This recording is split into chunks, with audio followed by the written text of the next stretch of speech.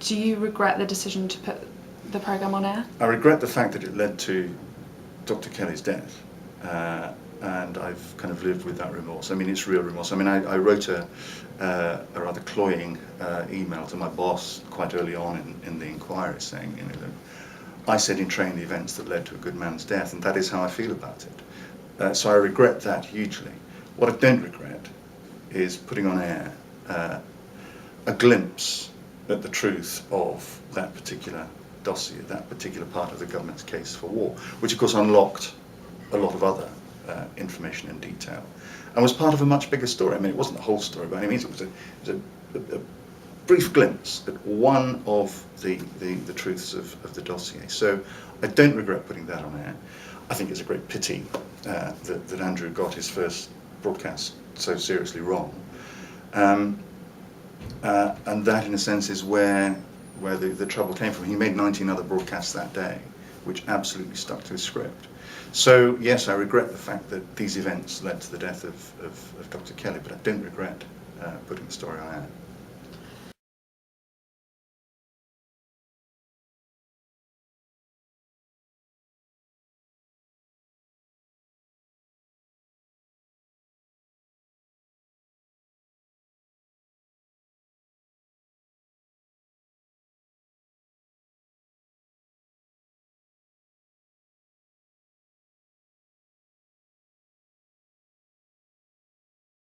We were talking, most of the lunch, we were talking about absolutely nothing. We were talking about John O'Carrick, we were talking about the weather, we were talking about former directors general of the BBC and stuff. I mean, real kind of, you know, party chit-chat.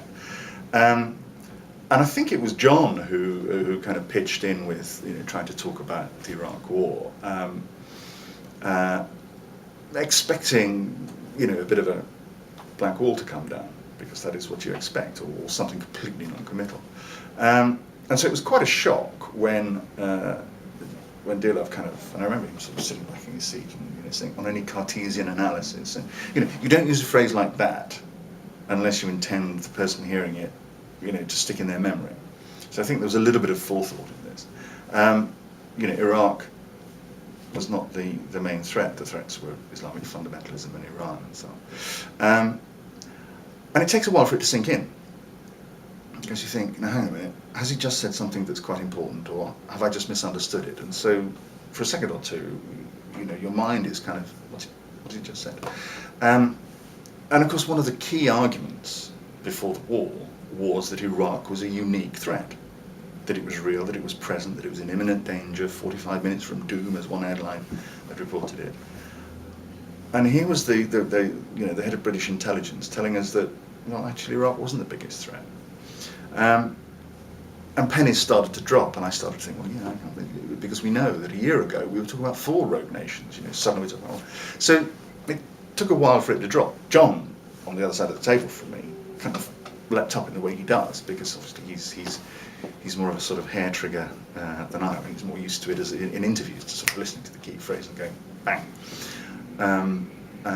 So he sort of harummed for a bit. And it was quite clear Dearlove meant to say that.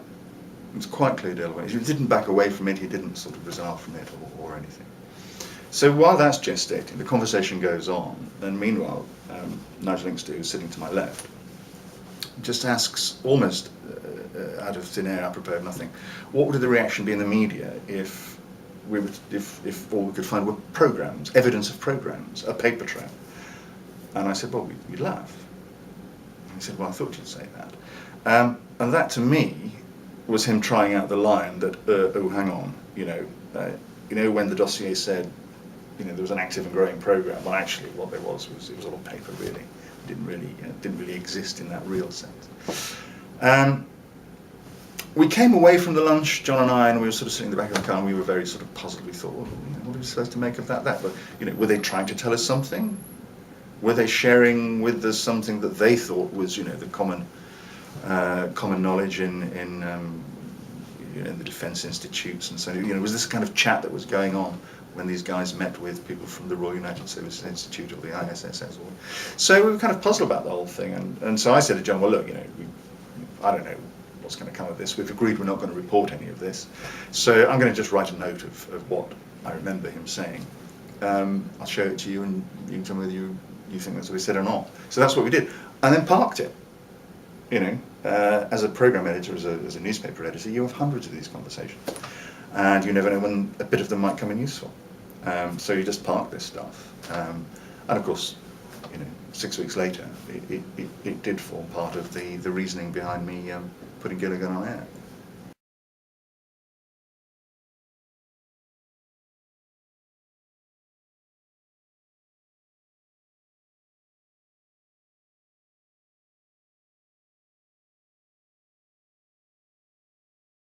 And then, of course, when Labour came to power, one of the first things they did was put a party apparatchik, Alistair Campbell, in charge of the Government Information Service.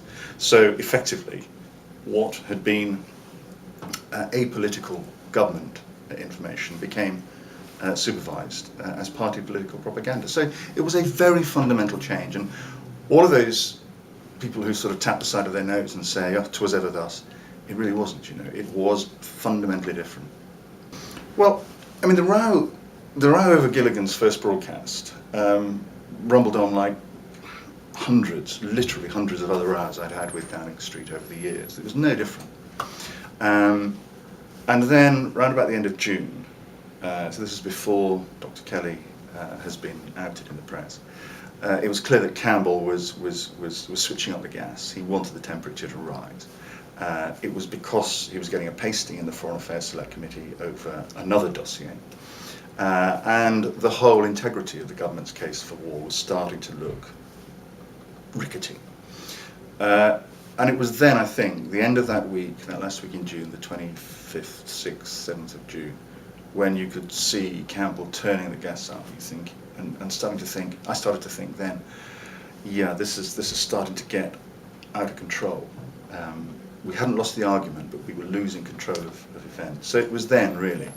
And of course, once it became very clear, once the government said that someone had come forward who thought he might be Gilligan's source, then it was pretty clear from everything that Campbell had said, and those journalists who were close to Campbell were reporting in the press, it was pretty clear that Campbell was going to go all out to get this guy out in the open, because he believed it would undermine the BBC's case. He was wrong about that, but he believed that was so.